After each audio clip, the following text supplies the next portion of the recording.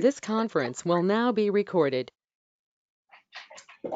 Oh, so happy Friday, everyone. Happy Friday. Happy Friday. Although you got to wonder how much different Friday is from Tuesday and from Saturday, track. right? But what the heck, happy Friday.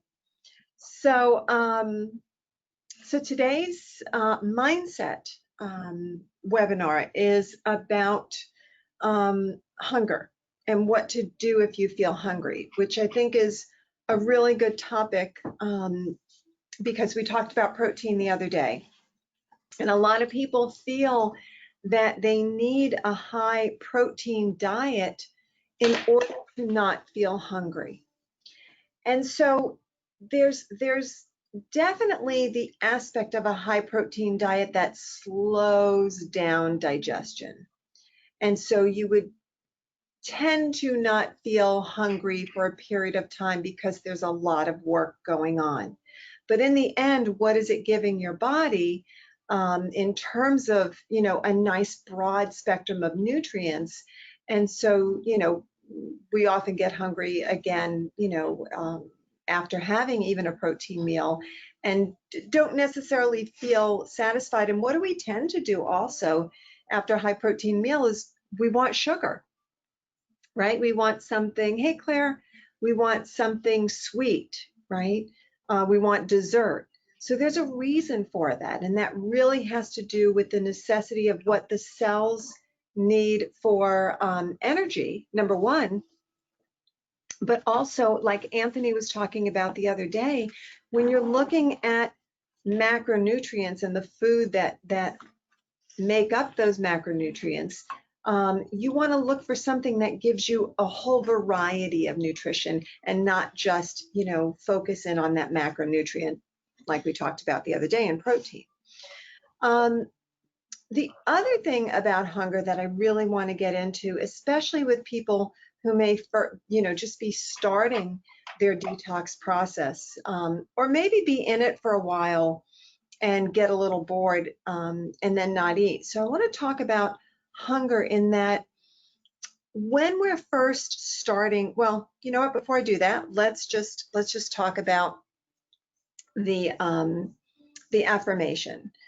Because again, we've talked about this in the past. For those of you who've been with us before, this is really about consciousness.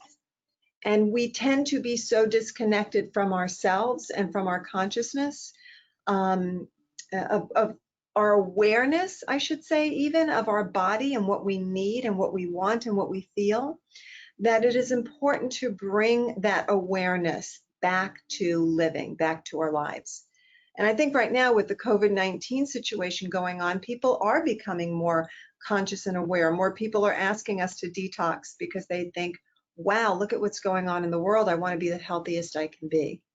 So the affirmation for today is, today I will pause and ask my body what it really needs. And I think that for many of us, we don't do that. We may have never done that. We may have never asked ourselves, asked our body what it truly, truly needs. And so I want you guys to start to tap into that. And there's the difference between need and want, right? So if we, let me get Veronique in there a little better. So if the body needs something, we want to be able to tap into it and listen to it and learn from it. If we want something, you know, that might be in the form of either a craving or just an emotional desire when it comes to food. So I really want you guys to start to tap into what the body really needs. I was gonna get into some things about feelings as well, because we then will become very hyper vigilant on our food and maybe not so hyper vigilant. Thank you. Village people, hyper village people, maybe not hyper vigilant on our emotions and our feelings. And so just sitting here right now, before we delve into the consciousness about hunger, I want you guys to just take a moment and feel how you feel sitting there. So Are you sitting on a soft chair? Are you sitting on a firm chair? Are your legs crossed or your feet on the floor? And this is going to maybe sound odd, but what does your rear end feel like? Are we thinking about the next thing we have to do, so we're tense and tight and okay, when this is over, then I've got to do this, I've got to do that? Or are we kind of settling in and being present? To say, okay, let me just take my body and let me ask it to relax in the moment. So what are we feeling in this time, in this moment? Is your jaw tight? Are you thinking? Is your brow furrowed? Tap into your body. What does your back feel like sitting in the chair? Do you feel like you need to lean back into a chair? Do you feel like you need to sit up on your own? What is your breath like while you're sitting here? Are you holding your breath? How many of us hold our breath? You guys hold your breath, right? So are you holding your breath? Because all of these things that you are feeling can then tap into, or shall I say, feed into our hunger. So when you take time to be present for a moment, when you are thinking that you're hungry, take a moment to stop and really feel if you're hungry.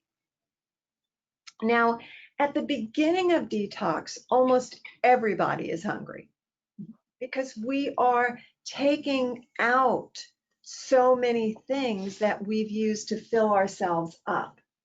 And we've used these things to fill ourselves up physically, right? So we've talked about that Thanksgiving meal and that feeling of lead in our stomach. And now we know, oh, okay, I'm full because I have this very heavy, almost bloated feeling in my stomach. Or we fill ourselves up with whatever it is that we're eating because of emotions. So we're kind of trying to deal with emotions. And so we fill ourselves up with anything from bread to chocolate to whatever our favorite thing is. So really tap into why you're eating in that moment and what is going on. And are you truly hungry? And then the other thing to consider, as I was saying, is that we've taken out so much of our common foods from the diet that we feel deprived. And this is not a true, I don't want to say it's not a true feeling, but it's not a true statement. We're truly not deprived because when you think about the variety of fruits and vegetables out there versus, chicken, fish, pork, and beef, right? You realize how much there is to have and that we're not deprived. But when we've taken the things out that we're used to, we start to feel that way. And I kind of lost my train of thought there. When I said chicken, fish, beef, and pork, it freaked me out. But the feeling about being deprived. Right. Deprived. So again, start to think, and that feeling of hunger, right? Yeah. So we think we're hungry because we've deprived ourselves of certain things. So really, at the beginning of detox, Veronique and Kathy and I often say, make sure you eat more. Make sure you eat more than what you think you should eat.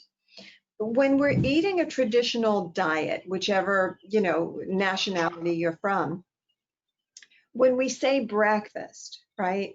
Here in the United States, you'll see the cereal commercials and a balanced breakfast, and you have the kid with the cereal and maybe an apple and milk and, whatever, a piece of bread or something, right? Or we think about eggs and bacon. I was a firefighter. I discovered eggs when I came to the US for breakfast. Yeah.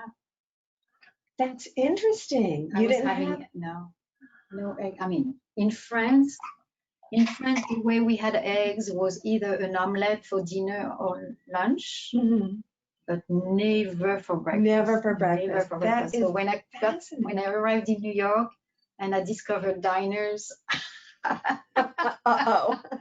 Oh my God. All hell broke loose. Yeah. Totally. So, when we think about that, we think about there's several things to that meal. And so now you're detoxing and you say, well, fruit, okay, I'll have my smoothie.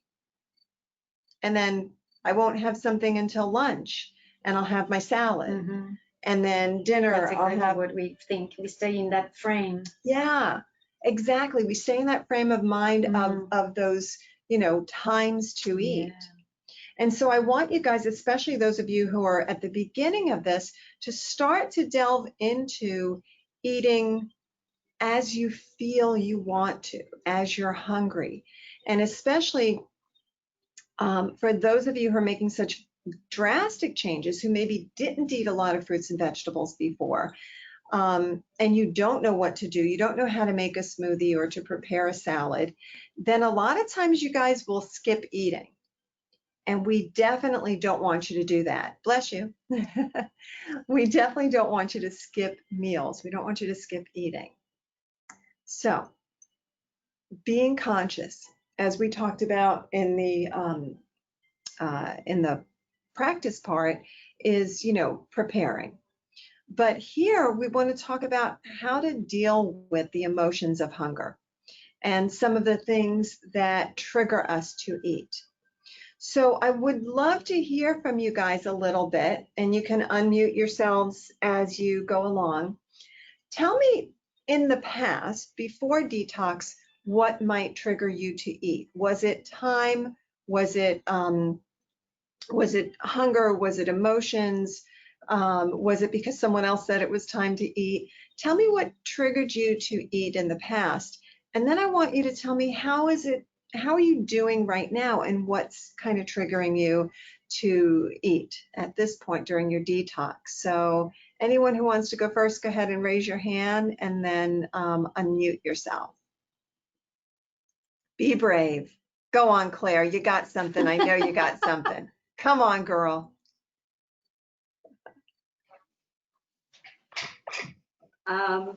Well, for me, I'm always hungry. Doesn't matter, always hungry.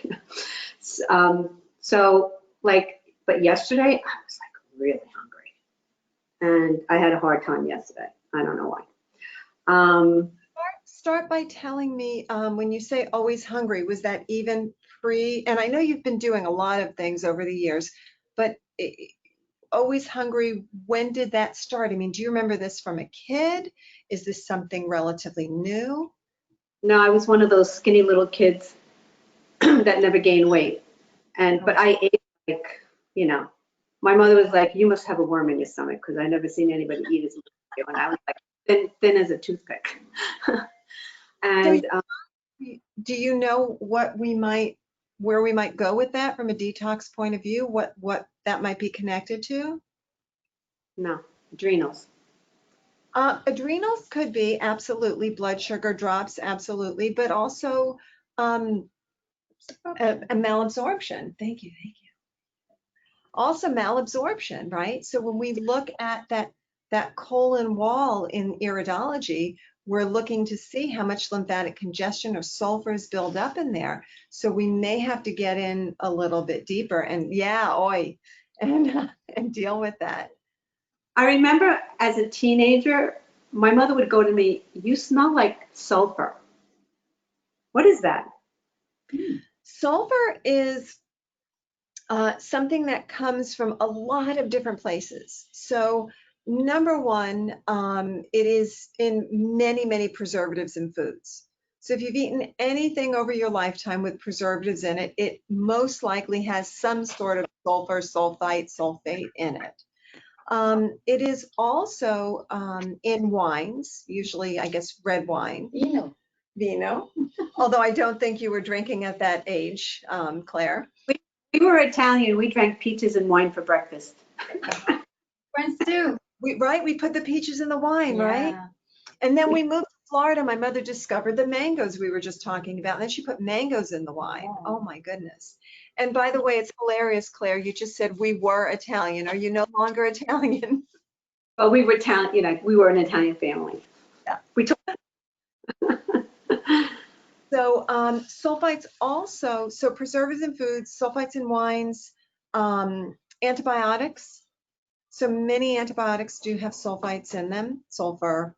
And then it's a byproduct of the digestion and breakdown of animal protein. So there's many byproducts that occur in the process of digestion. In animal protein, you'll see things like sulfuric acid, you'll see ammonia, uric acid. So for the people who have gout, they can't break down the uric acid. So, so Claire, you remember this then from early on, you've dealt with this. Yeah. And I, I was always hungry. I never had energy. Till this day, I'm still the same. So that means, getting deeper into that gut and really starting to do, and we'll talk about that one-on-one, but really starting to do some things to pull out that mucoid plaque. And so who else wants to share about hunger and how their hunger, what triggered them? What was your trigger, your reason for eating before versus what you're doing now? Is it the same? Is it different? Who else? Celine, do you want to share?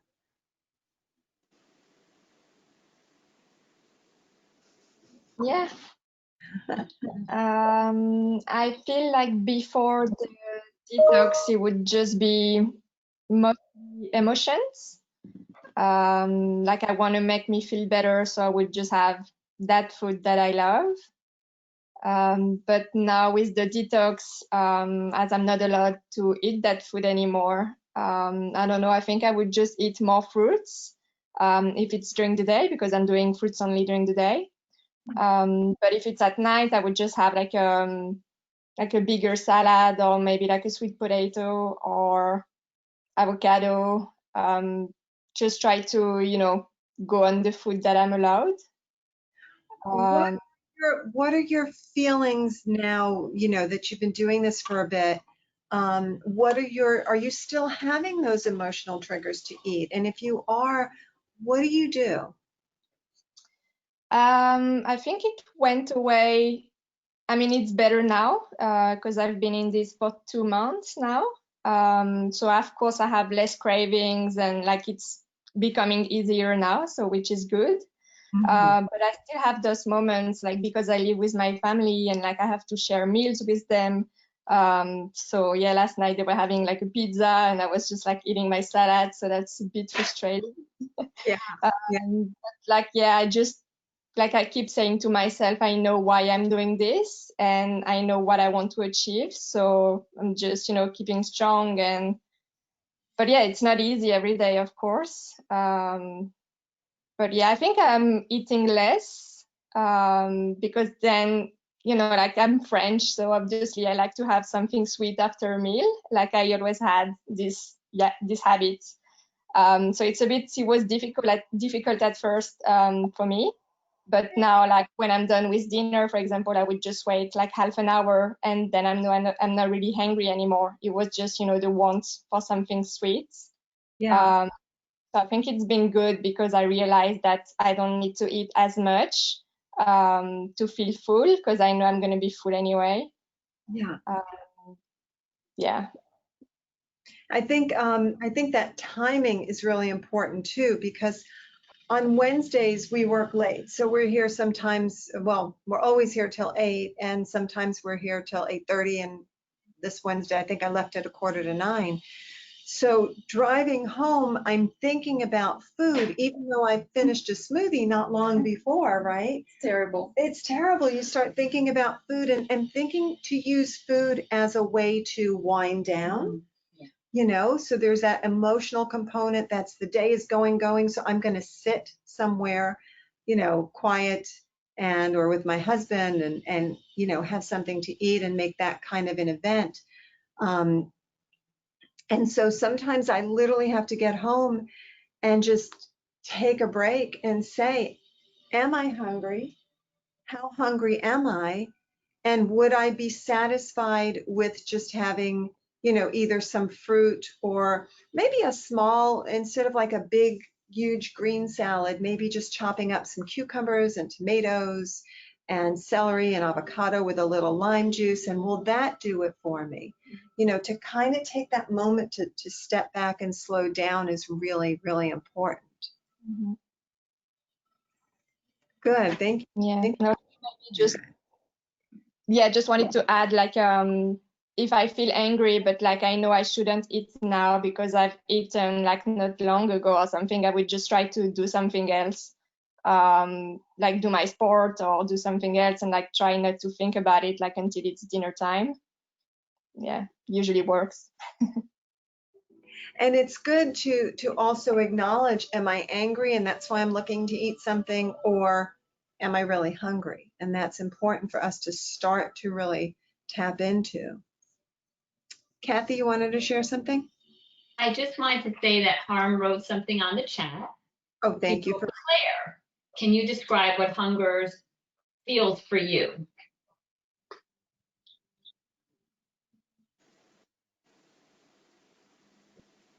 I'm like really, really, really hungry. Is your stomach growling? No. You just don't feel satisfied if you eat? Yeah, I feel like my blood sugar is dropping or something. You know, I feel weak. Yeah, I don't feel, you know, I feel empty. And, you know, like for example, yesterday when I was really hungry, you know, what did I have? A smooth, I could have like, my morning routine is the 16 ounces of water, 16 ounces of celery juice, 16 to 32 ounces of smoothie. And if I don't eat something, I'm still hungry. I yeah. have to physically have that food. So that is, so Claire, you stop me if I divulge too much information. But Claire is definitely someone who is she's very, I feel like she's very organized. She's very, well, No, she said. so let me rephrase organized. Maybe that's not the right word. But when you're on a path of something, you are on a path, right?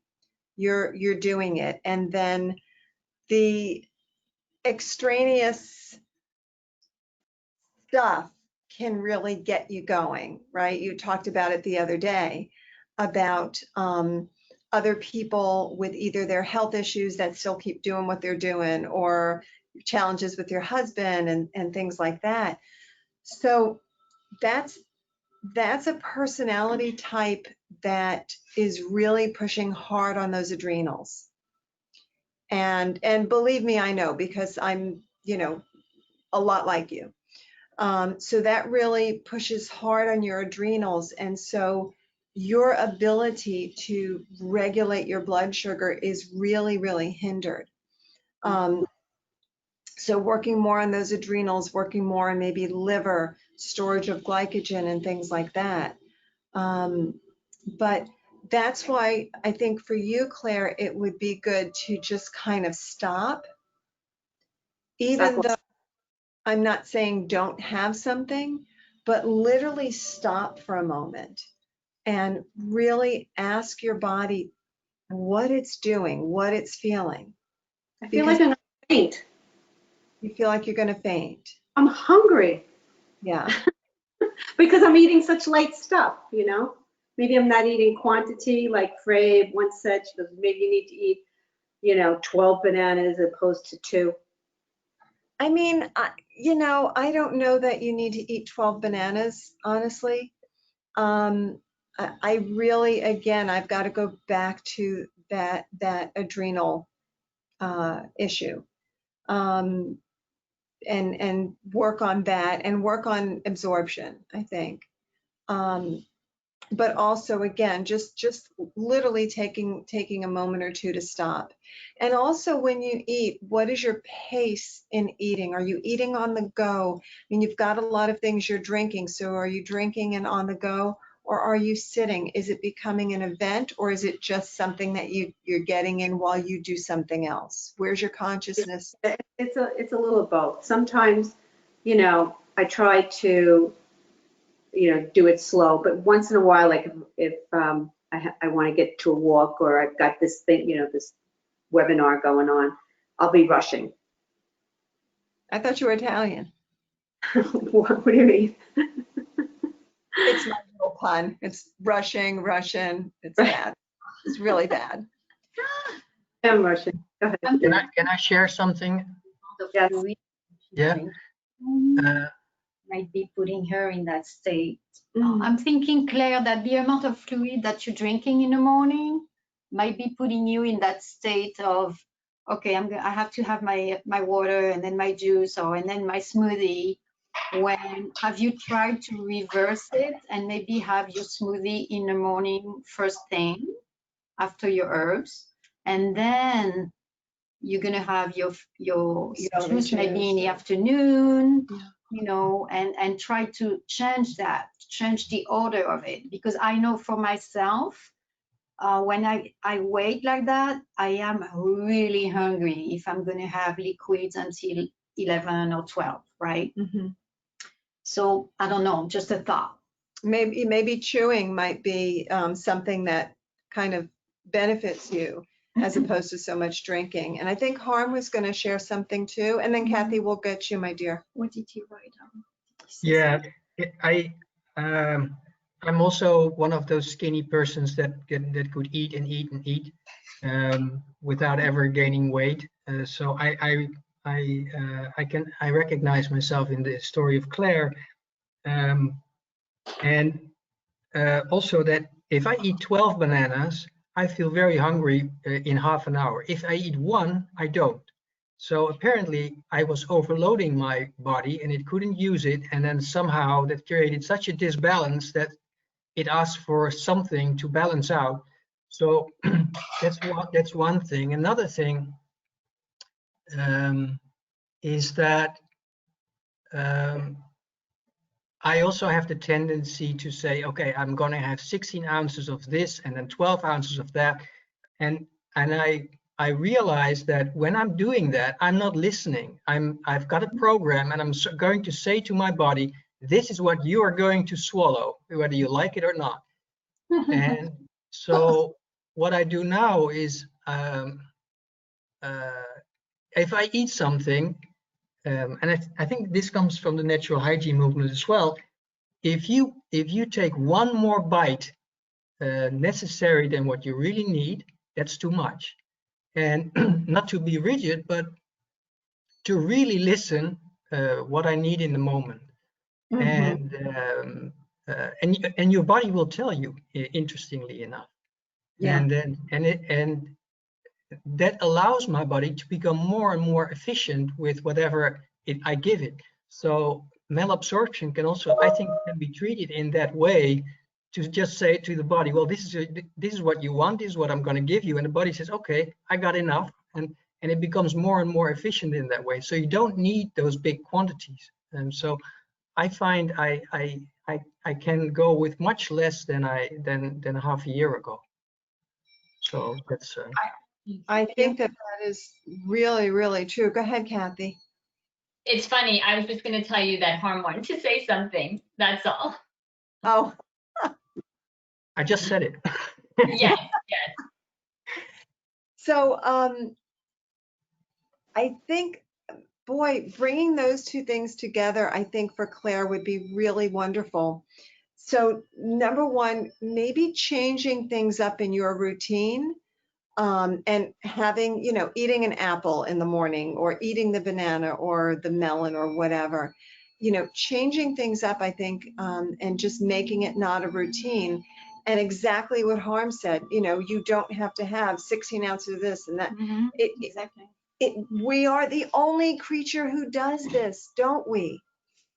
I really don't see a bird. I mean, we saved, I don't know if I told you guys, but a few weeks ago I rescued this little dove, and we did finally set her free, and she's all out in the wild now. But we put the food out there, which is so unnatural anyway, right? To put food out for the bird, because normally they would be scavenging and doing what they do, but she's stuck in my screened-in patio at the time, so you put food out. But they don't sit there and just eat because it's time to eat. She would eat, she would walk, she would, try to fly, she would drink, she would sit there, she would do nothing. So we are the only creature that is so regimented. Okay, yes, if we look at a bird, for example, they usually start looking for food early in the morning. and then at some point they slow down. I'm not going to say they totally stop, but at some point in the afternoon they slow down, and then in the evening they become more active, right? So there is a rhythm. There's a circadian rhythm, circadian clock to each one of us in each species. However, it's not forced. It just is. And I think what Harm is trying to say is not necessarily forcing this and not being on such a regimen of how much to eat, but slowing down. And you know, that old definition, we talk about it all the time, that old definition of insanity, right? To keep doing what we always did and expect the result to be different. So I think slowing down, changing things up, not eating, you know, in a frenzy. Like I said, my Wednesday nights can be sometimes. So I think that would be maybe a place to start, Claire, and see and let us know if that changes at all.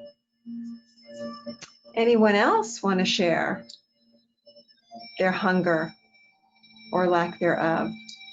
Well, sorry, maybe just one more thing. Yeah. I wrote from one of the persons I studied with, is he said, well, listening to what you think is hunger is actually like learning a new language. And I thought, well, I'm going to do this, and overnight I will be perfect at this. And I didn't realize that you don't learn a language overnight.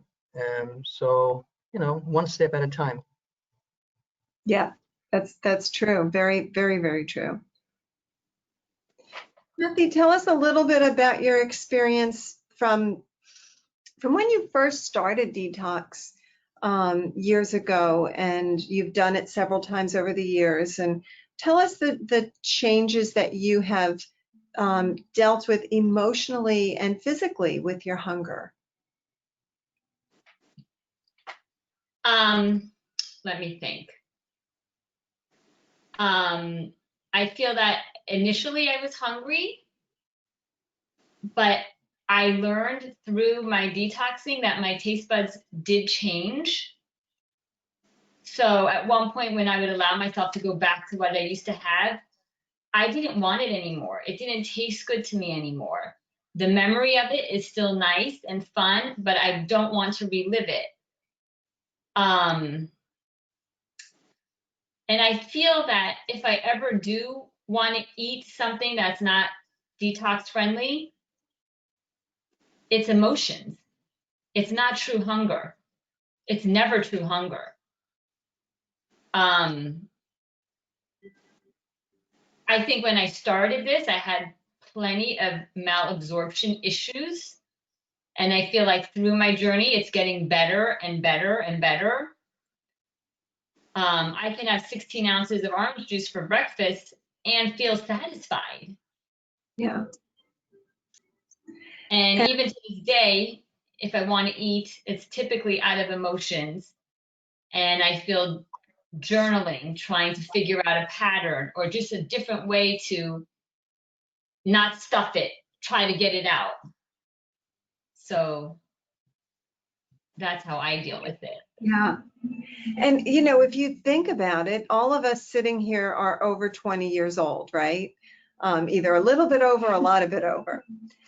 And think about 20 years, right? That's a long period of time. Think about doing something, whether it's a 20-year-old car that you've just driven every single day, right? Or your garbage disposal in your house, or your sofa, or something that you've had. Imagine having that and using that over and over and over for 20 years. Imagine the wear and tear on it. So when we get into our body and our cells, and we get into our digestive tract, because no matter what, your digestive tract gets used every single day, over and over and over. So those deposits that we make on a continuous basis into that digestive tract go into your kitchen. If you've been in your house 20 years, right? Go into the kitchen, open up the grease trap in your kitchen sink, pipe, and look to see, don't do it actually, just take my word for it, but to see what's in there, what has accumulated. So that's 20 years of buildup. And that's what's going on within the body too, between habits, between the types of foods we've eaten, the not only our habits of what to eat, when to eat, but the types of foods that have gotten us into this routine, the types of foods that have congested our digestive tract, so we are malabsorbed. We're not getting from our food what we really need.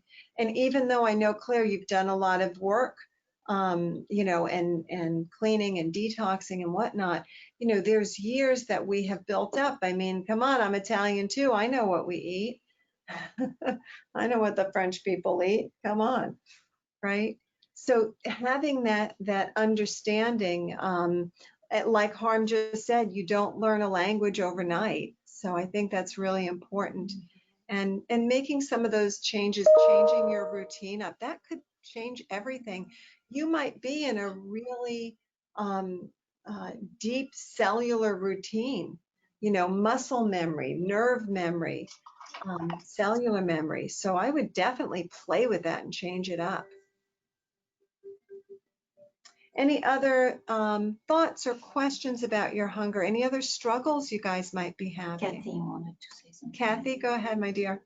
Claire wrote on the chat, what do you mean by malabsorption issues and how do you know? Aha. Wish I had an iris picture. I could probably share my screen if I found one. Oh, I think I have one on my phone. Do you? You go get it. So malabsorption.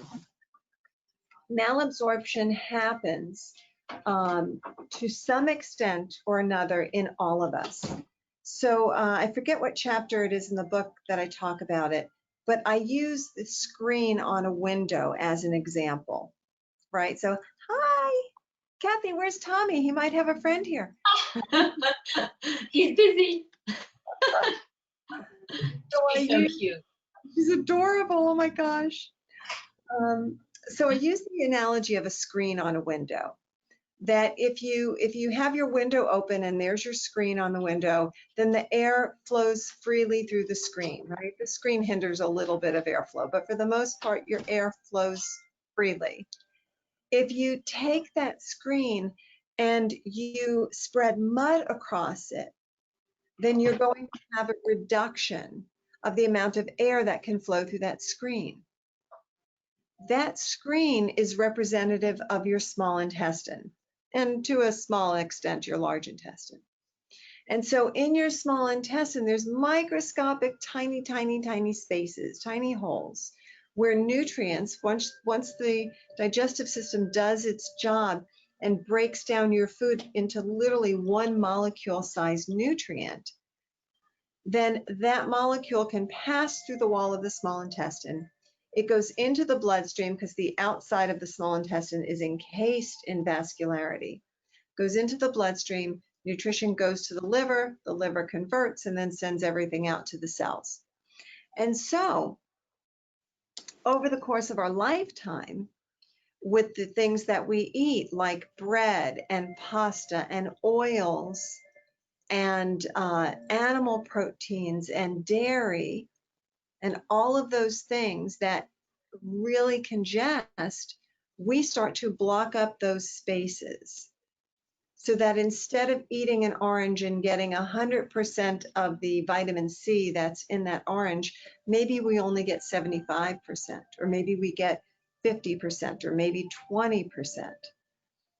So what we do in detox, we know that we're working on the lymphatic system, yes. And that lymphatic system is everywhere, but we literally have got to get into the walls of the colon. We're using herbs to clean out, and we're cleaning out what's in the tube, right? What's in the small intestine and colon itself. But much like getting a facial, right? Versus washing your face, you want to start to get to a point of going deep into the walls of the colon, of the intestines, and cleaning that out. So, I don't know if you think it's a good picture. Yeah, I Not the think this best. is a little bit tough to see. Let me see if I might have something that's got, hold on a second. Otherwise, I might be able to share my screen with you guys. So when we look at the iris, we're looking at, there you go. Oh, nice. So, and Or where, the other side. hold on.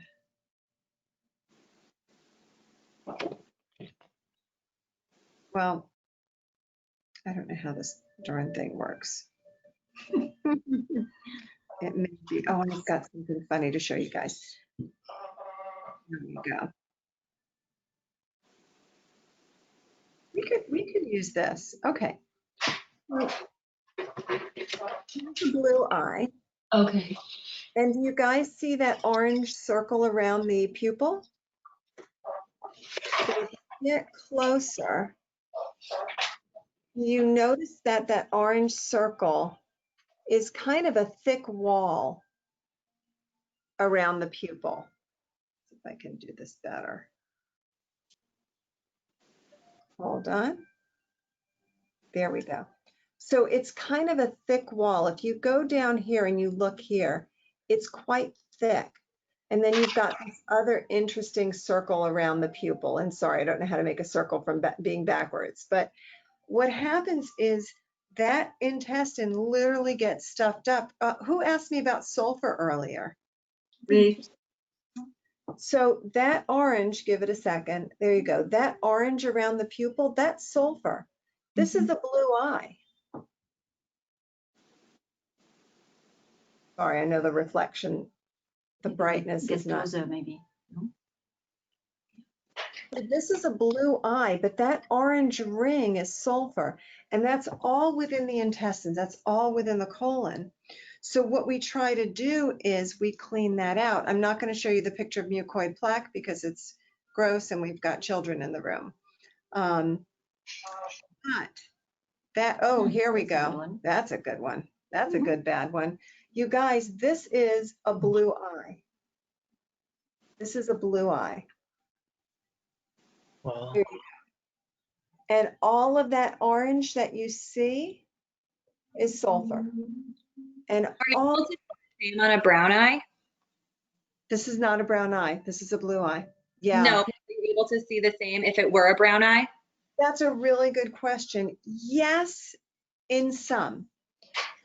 So there's a lot of times that you'll see a brown eye that is actually very, very light brown or reddish brown once you take the picture and you enlarge it. Of course, from here it looks darker brown.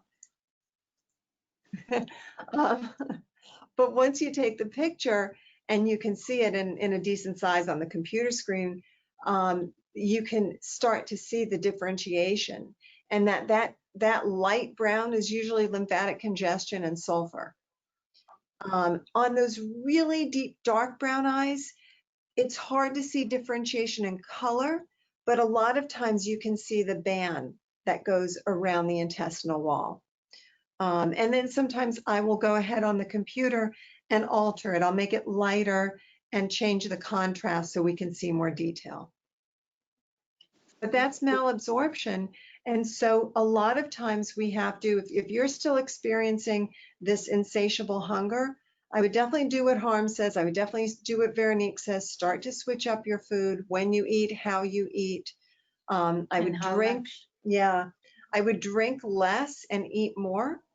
And then we can get into doing some things that will pull on that sulfur in the intestines and help. Some GI Broom. It tastes so good. Come on. Also, Claire, Yeah, you get used to GI Broom, kind of like getting used to hitting your finger with a hammer. Oh, come on, it's not that bad. She's tougher than me. What is it? Like a drink? So GI Broom is yeah, It's a mixture. It's a cocktail. mixture.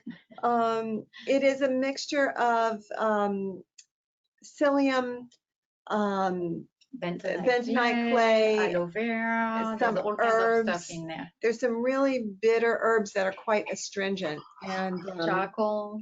yeah. I add charcoal to mine. Do I you? put extra charcoal. And what it does is it really starts to pull on that intestinal wall and help with mucoid plaque. But what we can also do is incorporate some fasting with it, some dry fasting, some juice fasting, and the GI Broom, and we can see. Let me see. Well, I have a question. What if you have a colonoscopy, right? They clean everything out. Well, they don't really clean the wall of the intestine. So think about, have you ever had a facial? Yeah. Okay. So think about the difference between me just washing my face and washing the oil or the makeup off versus having a facial and really going into the pores of the skin. So that's what, there we go. That's what the difference is between what is a colonoscopy. You know, when you drink that stuff, it makes you poop. It gets rid of what's in the tube, but it doesn't address what's in the walls. And that's what, and I'll just show you guys as long as the baby's not here. I'll just show Sorry, but aren't you talking about a colonic? A colonoscopy is, I think that's something different. No, that's actually colonoscopy. a colonic. Are you talking about? Colonoscopy. So Okay. colonoscopy, you do a prep, right? You drink a bunch of stuff first to prep for it. Yeah. Hold on, so I'm going to show you, it's gross. So if you guys don't like gross, don't look. But this is one of our 20-something-year-old, like early 20-year-old patient who did detox, never really got into it fully, then started to get into it fully, and then did a juice fast, a water fast, 36 hours of a dry fast with GI Broom. And mucoid plaque, before we run out of time, mucoid plaque is that lining of stuff that's in the small and large intestine. And so that's what we're looking to pull out.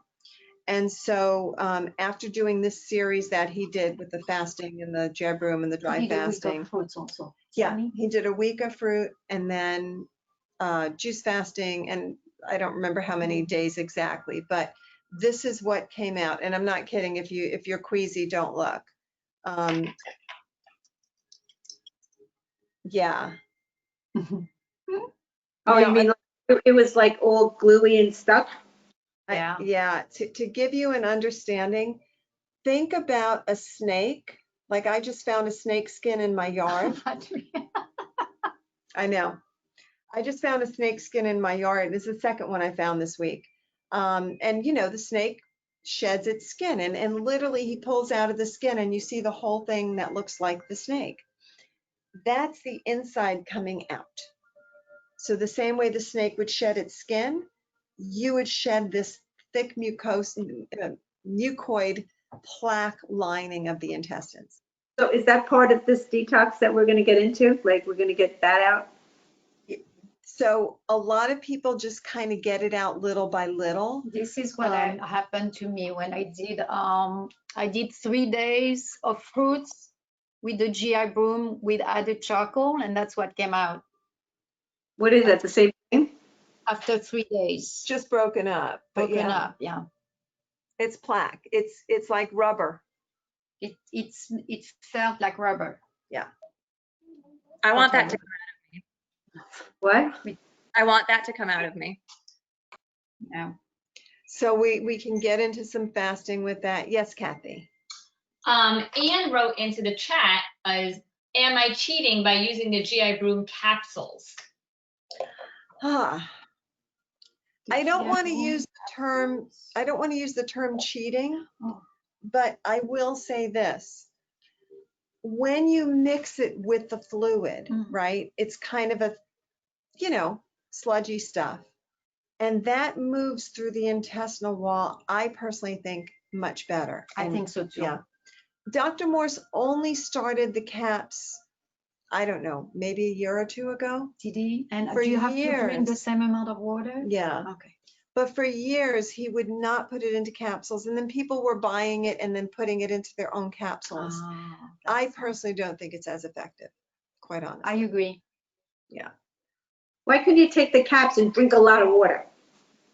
And go Because like it doesn't mix together It the doesn't mix same way. together. If you do the experiment when you have the GI broom, when you're going to start it, do the experiment of let it rest in your water, in the 4 ounces of water you're going to mix it with, and let it sit for 10, 15 minutes. It's going to thicken right away. So that's what happens inside your body when you ingest it. And that's why they're telling you to drink water afterwards to help with the transit. But So it doesn't really get in there and scrub. I don't think with the capsules Yeah. you get the same effect. It's like liquid plumber in the liquid versus the foam. Yeah. Google that.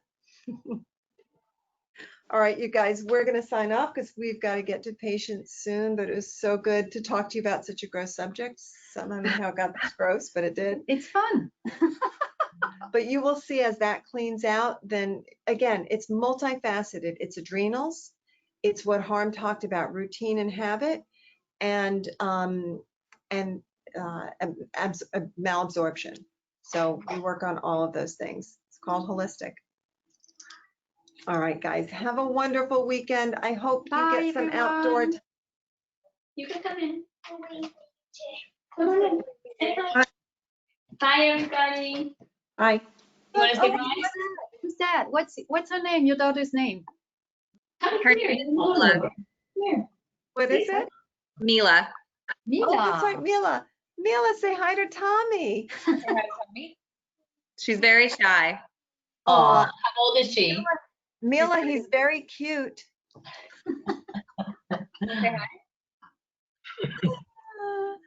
Not yet. Okay.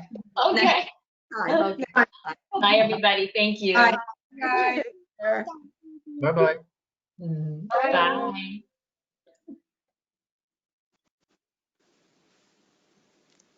Oh my gosh, she's adorable. Oh.